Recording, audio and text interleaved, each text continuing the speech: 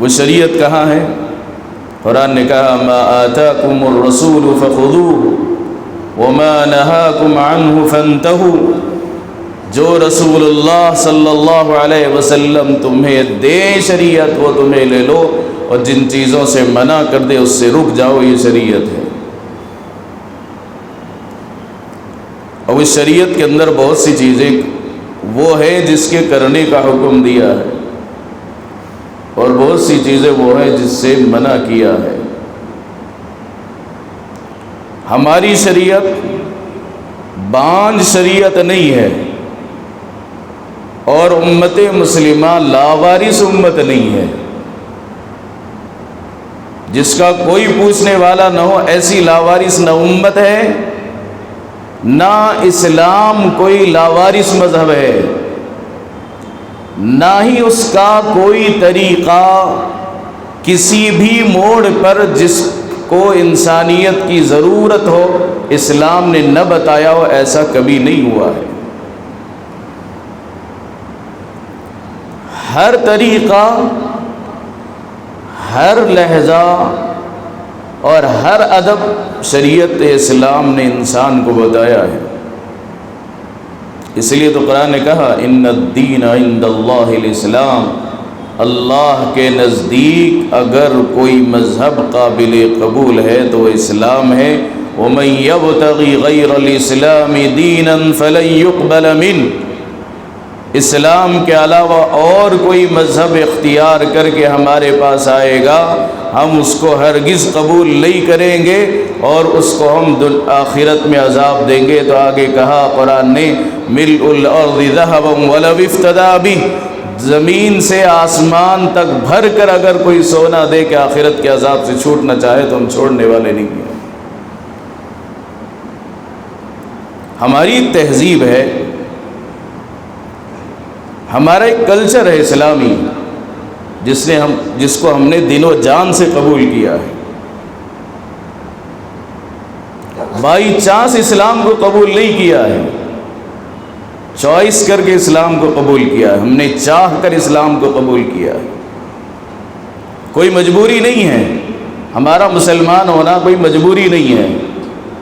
مجبوری کیا ہوگی؟ مسلمان ہونے پر تو اور بھی زیادتیاں ہو رہی ہیں، اسلام کے ماننے پر تو غیروں کی آنکھوں میں کھٹک پیدا ہو رہی ہے۔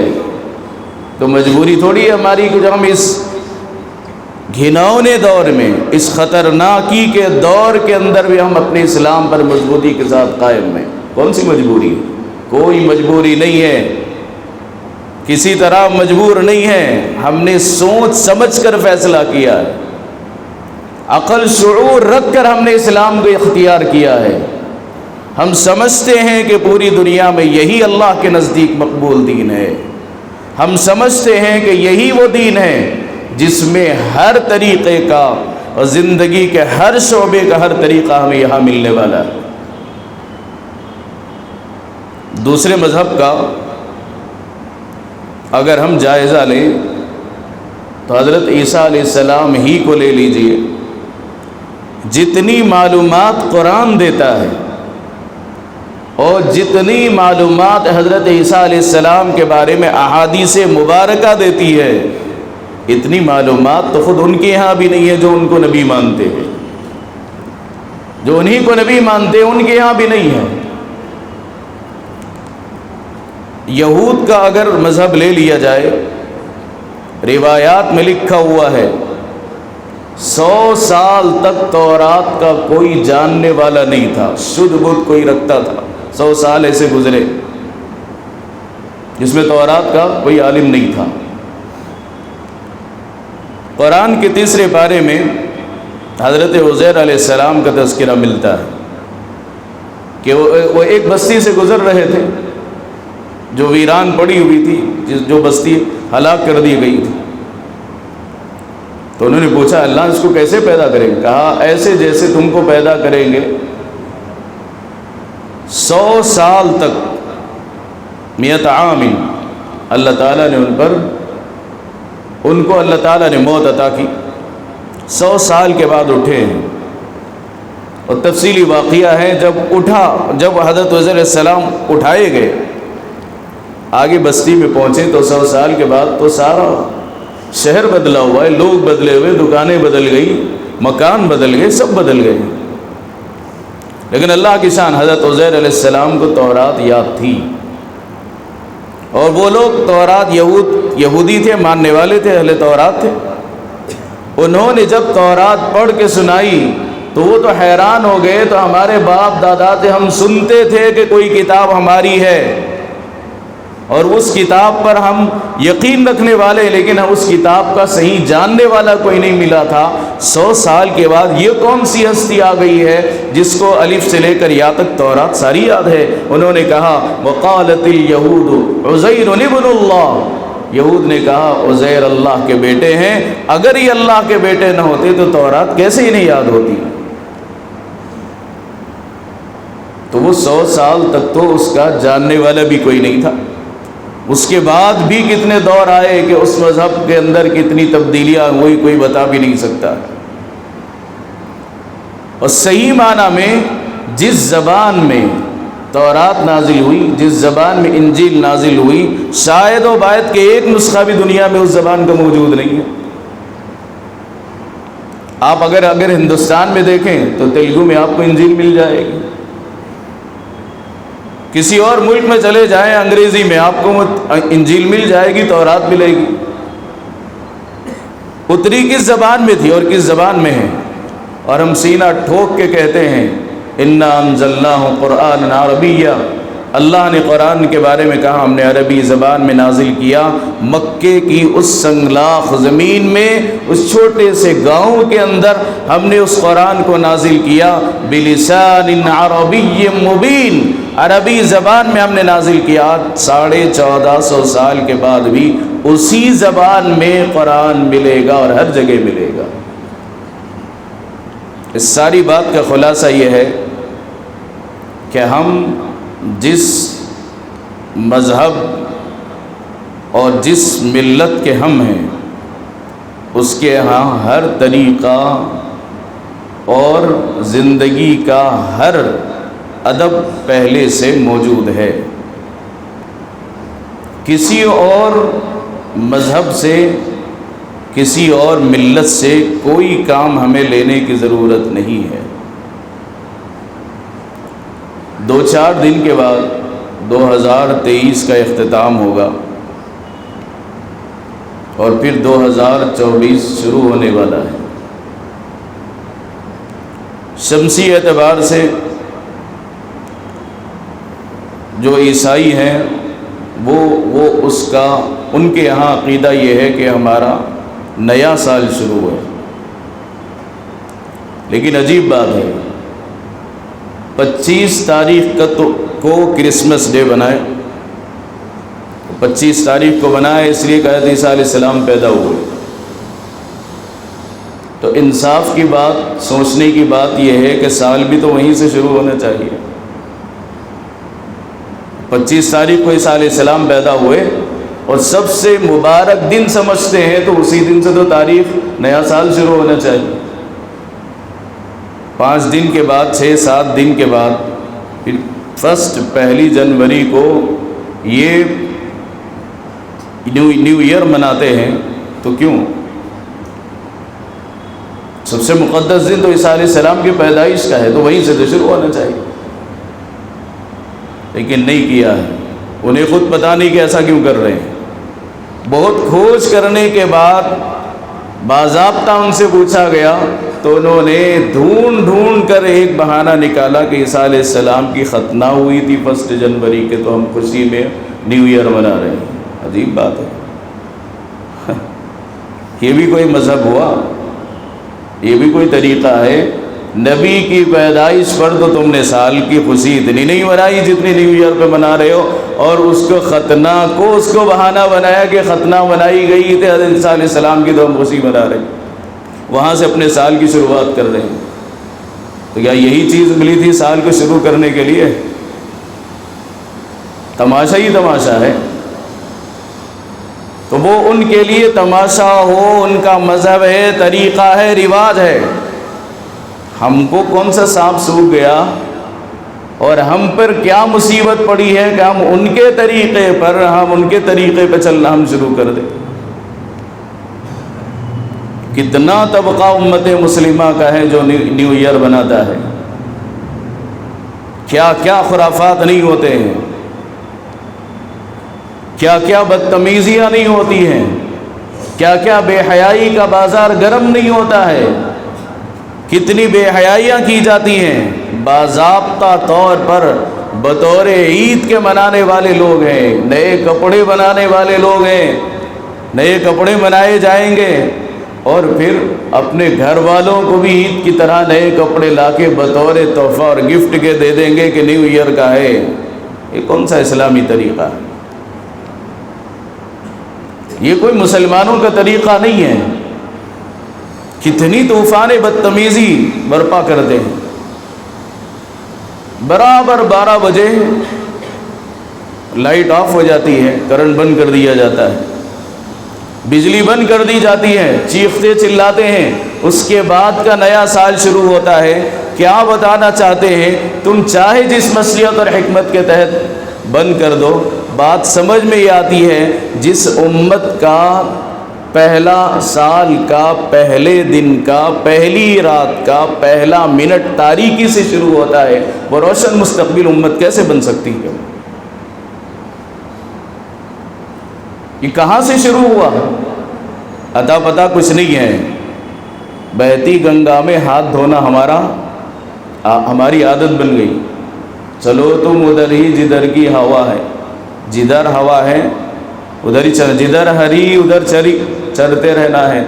اب اس کی جڑ کیا ہے، بنیاد کیا ہے، کچھ بھی اتا پتہ معلوم نہیں۔ سب کر رہے ہیں بھائی، ہم کر رہے ہیں، اس میں کیا حرج کی بات ہے؟ بعض بڑے لوگ اپنی زبان سے بولتے ہیں بچے ہیں بھائی، خوشی ہے منانے دو، کیا ہوتا ہے اتنا انٹرٹینمنٹ کے واسطے تھوڑی دیر کے لیے کر رہے ہیں، اس میں کیا حرج ہے، اس سے کیا فرق پڑ جائے گا؟ بچے ہیں، ہم جوان تھے تو ہم نہیں کرے گا؟ ہماری جوانی میں ہم بھی کریں، کیا کیا نہیں کریں، سب کو معلوم ہے ہماری جوانی کیسے گزری۔ بچے جوان ہیں، کرنے دو، تھوڑا بہت عیش کرنے دو، بعد میں شادیاں ہو جائیں گی، ذمہ داریاں بڑھ جائیں گی، ابھی تو عیش کرنے دو، عیش کرنے کے دن ہیں۔ دل کے بہلانے کو غالب یہ خیال بہت اچھا ہے، صرف دل کے بہلانے کے لیے ہے۔ کیا یہی جواب، یہی طریقہ، یہی جملے رب کائنات کے سامنے کھڑے ہو کوئی بندہ کہہ سکتا ہے؟ اپنی اولاد کو ہم اپنے ہاتھوں سے برباد کر رہے ہیں۔ کیوں رات میں ہم نکلنے دے رہے ہیں اپنی بچیوں کو؟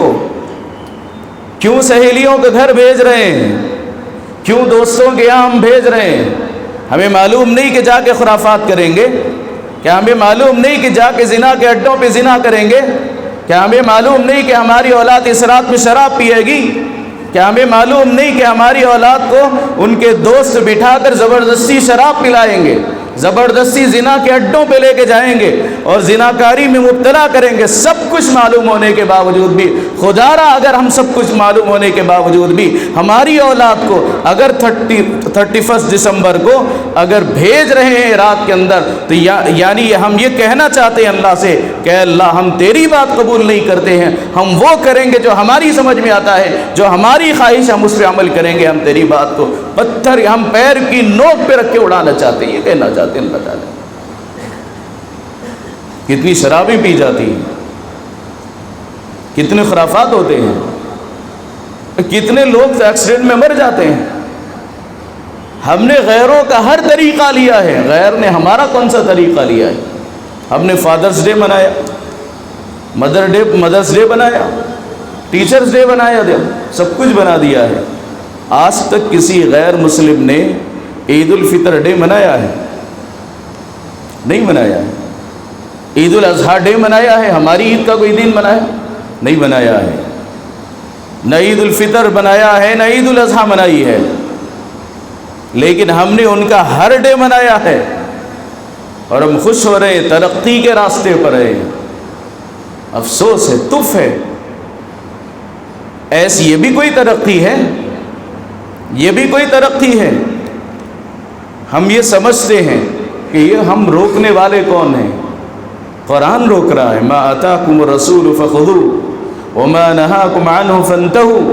جو رسول اللہ صلی اللہ علیہ وسلم آپ کو دیں آپ امت مسلمہ کی حیثیت سے اسے اختیار کریں، جس چیز سے اللہ کے نبی منع کریں اس سے رک جاؤ، یہی شریعت ہے، اسی امت اسی محمد الرسول اللہ صلی اللہ علیہ وسلم کے ماننے والے ہو۔ عجیب عجیب طریقے سے ملکوں میں منائی جاتی ہے ہیپی نیو ایئر۔ بعض ملک ایسے ہیں کہ جہاں پر پانی پھینکتے ایک دوسرے پر، کھڑکی سے پانی پھینک دیتے، اور یہ خیال ہے ان کا کہ ایسا پھینکنے سے اندر کی بیماریاں باہر چلی جاتی ہیں۔ بعض ممالک میں طریقہ یہ ہے کہ جو پرانے برتن ہیں پڑوس میں پھینک دیتے ہیں، پڑوس کے برتن یہاں پھینک دیتے ہیں، توڑ پھوڑ دیتے ہیں، اور یہ خیال ہوتا ہے کہ پرانی جتنی مصیبتیں اور بیماریاں ہیں پرانے برتن کے ٹوٹ جانے سے وہ بیماریاں بھی ختم ہو جاتی ہیں۔ یہ بھی تصور ہے، ایسا سمجھتے ہیں، یہ سب غیروں کے طریقے ہیں۔ ہم نے کون سی کسر چھوڑی ہے؟ ہمارے اس کہنے کے بعد ہمیں کوئی یقین نہیں کہ ہم جا کے عمل کریں گے، لیکن کہنا ہماری ذمہ داری ہے، قرآن بتانا ہماری ذمہ داری ہے، رسول اللہ صلی اللہ علیہ وسلم کا فرمان بتانا ہماری ذمہ داری ہے۔ عمل کریں گے یا نہیں کریں گے وہ تو آپ کی ذمہ داری ہے۔ وہ آپ اپنے آپ کو اگر امت محمدیہ کا سچا مطیع سمجھتے ہیں، فرمانبردار سمجھتے ہیں، اور یہ سمجھتے ہیں کہ واقعتاً ہمارا دین سب سے بہترین ہے، ہمارا اسلام سارے دینوں میں سارے مذاہب میں سب سے بہترین ہے، اور ہم اللہ کو اپنا رب، محمد کو اپنا نبی اور اسلام کو اپنا دین یقینی طور پہ سمجھتے ہیں، تو ہم اس پر عمل کریں گے۔ آج کہتے ہوئے بھی شرم آتی ہے، یہ کوئی غیر مجبور نہیں کر رہے ہیں، اور کون سی حکومت ہمیں مجبور کر رہی ہے کہ تم نیو ایئر مناؤ؟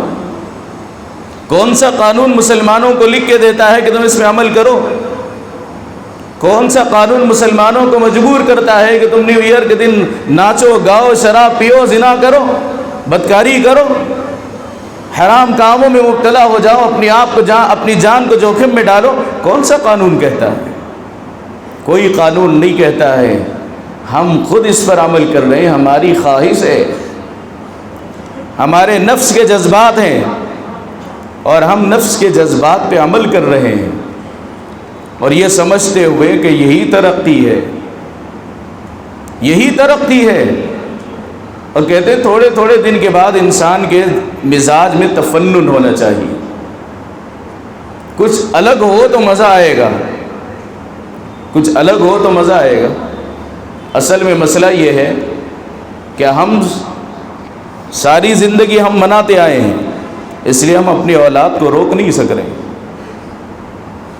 ایسا ہوتا ہے، باپ دادا کی غلطیاں اولاد کو بھگتنی پڑتی ہیں، اور اولاد یہ سمجھ کر کہ ہمارے کرنے سے کچھ نہیں ہوگا، ان کی اولاد پر بھی فرق پڑے گا۔ جب مغل کے بادشاہوں نے غلطیاں کی اور صحیح معنی میں اللہ کے دیے ہوئے اس حکومت کا صحیح معنی میں استعمال نہیں کیا تھا، تو سب سے آخری بادشاہ بہادر شاہ ظفر رحمۃ اللہ علیہ، بہت نیک بادشاہ تھا، لیکن ایک دن وہ بھی آیا، غیروں نے انہیں پکڑ کر جیل میں بند کر دیا، اور جیل میں بند کرنے کے بعد جب بہادر شاہ ظفر نے کھانا طلب کیا بھوک کی وجہ سے، صبح ناشتے میں جب ان کے سامنے ایک تشت پیش کیا گیا اور اس کو کپڑے سے ڈھانپ دیا گیا تھا، جب انہوں نے کھانا کھانے کے لیے وہ کپڑا ہٹایا تو وہ کوئی کھانا نہیں تھا، بلکہ انہی کے فرزند کا کٹا ہوا سر موجود تھا۔ کیوں؟ باپ دادا نے غلطیاں کی، آبا و اجداد نے یہ سمجھ کر کہ ہمارے کرنے سے کیا ہوگا، ہم اپنی اولاد کو صحیح کریں گے، ہم نے اپنے اولاد کو صحیح راستے پہ چلائیں گے۔ ایسا کبھی نہیں ہوگا۔ انسان چاہے بول میں کتنا اچھا ہو، زبان کتنی اچھی ہو، لیکن زبان سے زیادہ انسان کے کردار پر اس کے عمل کا اثر ہوتا ہے۔ جو عمل کریں گے وہی اولاد اپناتی رہے گی، غیر شعوری طور پر وہی طریقہ اپناتی رہے گی، وہی کام کرتی رہے گی۔ وہ تو غیر شعوری طور پر تو دور کی بات ہے، ہم تو یہاں اپنے ہاتھوں سے پٹاخے لا کے دے رہے ہیں، اپنے ہاتھوں سے پٹاخے لا کے دے رہے ہیں۔ نیو ایئر کا موقع ہو یا دیپاولی کا موقع ہو، کیا کیا نہیں کرتے ہیں۔ مسلمانوں کے محلوں سے اگر گزرے تو سمجھ میں نہیں آتا کہ غیروں کا ہے کہ مسلمانوں کا محلہ ہے، اتنے پٹاخے چھوڑے جا رہے ہیں۔ چھوٹا بچہ ہی تو ہے، بچے تو بچے، بڑوں کا بھی عالم وہی ہے، بڑوں نے بھی کون سی کسر چھوڑی ہے۔ اسی لیے تو ہم نے کہا تھا کہ اسلام کوئی لاوارث مذہب نہیں ہے، امت مسلمہ کوئی لاوارث امت نہیں ہے، کیوں غیروں کے طریقے پہ ہم چل رہے ہیں؟ شاعر نے سچ کہا تھا، وضع میں تم نصارہ ہو تمدن میں ہنود، وضع میں تم نصارہ ہو تمدن میں ہنود، یہ وہ مسلمان ہیں جنہیں دیکھ کر شرمائے یہود۔ یہود کو بھی شرم آ جائے، وہ زندگی ہم گزار رہے ہیں، پھر امید کیا رکھ رہے ہیں؟ امید یہ رکھ رہے ہیں کہ اللہ ہماری ایسی مدد فرما جیسے بدر کے میدان میں صحابہ کی آپ نے مدد کی۔ عجیب ہمارا مزاج ہو گیا ہے، غیروں کے طریقے پہ زندگی گزارنا چاہتے ہیں اور مرنے کی تمنا مدینے میں کرتے ہیں۔ اللہ مدینے میں موت عطا فرما دے۔ زندگی ساری غیروں کے طریقے پر، تمنا ہماری موت کی مدینے میں موت آ جائے، ایسے کیسے ہو سکتا ہے؟ کما تحیون تموتون، جیسے مرو گے، جیسے زندگی گزارو گے ویسی موت آئے گی۔ وکما تموتون تبعثون، اور جیسے مرو گے ویسے اٹھائے جاؤ گے۔ زندگی تو بہت اللہ نے بہت تھوڑی وقت کے لیے دی ہے، گیا وقت پھر ہاتھ آتا نہیں۔ الوقت اثمن من الذهب، عرب کہا کرتے ہیں کہ وقت سونے سے بھی زیادہ قیمتی ہے۔ بہت بڑی عمر نہیں ہے، جن کی عمر 60-70 برس ہو گئی ہو، ان سے ہی اگر آپ پوچھ لیں کہ آپ کو کیا محسوس ہو رہا ہے کہ آپ زندگی میں، دنیا میں، زمین و آسمان کے درمیان آ کر آپ کے 70 برس گزر گئے، آپ کو کیسے محسوس ہو رہا ہے؟ تو وہ کہیں گے کہ ہمیں پتہ بھی نہیں چلا کہ 70 برس گزر گئے، معلوم بھی نہیں ہوا کہ کب جوان ہوئے، جوانی کب ڈلی، ذمہ داریاں یوں ادا کرتے کرتے بچے بڑے ہوئے۔ کیا شادی خانہ آبادی، بلکہ شادی بربادی ہے۔ شادی کیا ہوئی؟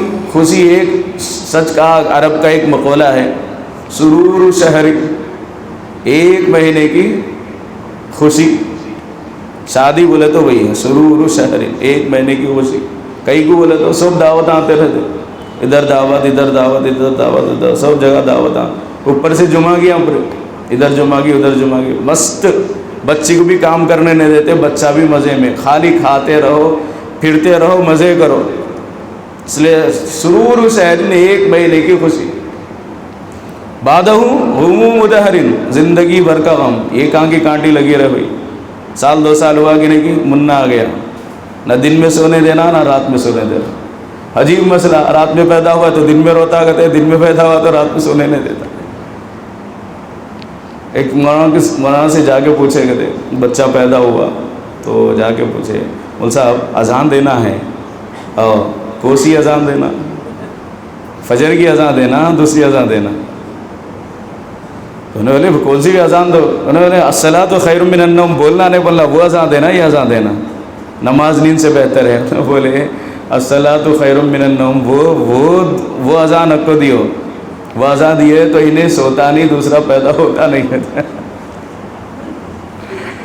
تو بہرحال مسئلہ ایسا ہے کہ ہمارے یہاں کیا ہے، آگے کہا غموم دہر، اس کے بعد کیا ہے، زندگی بھر کا غم، ذمہ داریاں ادا کرتے کرتے 1 سے 2، 2 سے 3، 3 سے چلتے رہتا، سلسلہ چلتے رہتا، دماغ یہ سوچتے رہتا کہ آگے پیسے کیسے بڑھانا، اب 2 ہو گئے اور بڑھانا ہے، 3 ہو گئے، چھوٹا ادھر، یہ پورا ایسا ایک ایئرٹیل کا نیٹ ورک ایسا برابر چھوٹا، پھر اس سے چھوٹا، پھر اس سے تھوڑا بڑا، اس سے تھوڑا بڑا، اس سے تھوڑا بڑا، دیکھتے دیکھتے سنبھالتے زندگی گزر گئی، 70 برس ہو گئے، آنکھ کھول کے دیکھے تو منہ میں دانت نہیں، پیٹ میں آنت نہیں ہے، قرآن اسی کو کہتا ہے فَإِذَا جَاءَ أَجَلُهُمْ لَا يَسْتَأْخِرُونَ سَاعَةً وَلَا يَسْتَقْدِمُونَ اللہ کے نیک بندے غور کر وَأَنفِقُوا مِمَّا رَزَقْنَاكُم مِّن قَبْلِ أَن يَأْتِيَ أَحَدَكُمُ الْمَوْتُ، کہا غور کرو اس سے پہلے کہ تم موت کا لقمہ اجل بن جاؤ اور موت تمہارے سامنے کھڑے ہو کے تمہارا انتظار کرے۔